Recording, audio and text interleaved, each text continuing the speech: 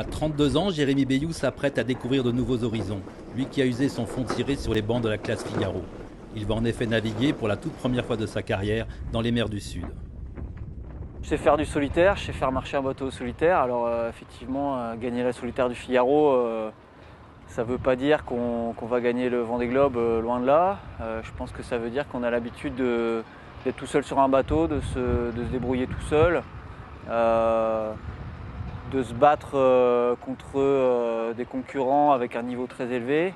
Après, la machine est différente, donc c'est sûr que Delta d'Or, le 60 pieds, est plus complexe, plus physique, un peu plus dangereux si on ne fait pas attention que Delta d'Or, le Figaro. Mais tout ça, ça s'apprend et c'est un projet qu'on a mené sur 3 ans et demi avec Delta d'Or. Donc on a pris le temps et on a eu le temps, j'espère, d'apprivoiser la machine. C'est à l'issue de la dernière édition du Vendée Globe qu'il a décidé de se lancer à son tour dans cette épreuve qui reste plus que jamais un sacré défi technique et humain. Il y a quelques angoisses qui commencent à surgir, on se pose plein de questions, quelques questions, on se dit est-ce qu'on n'a rien oublié, est-ce qu'on va être prêt, est-ce qu'on va être au niveau des autres, est-ce que la montagne ne va pas être trop dure à franchir.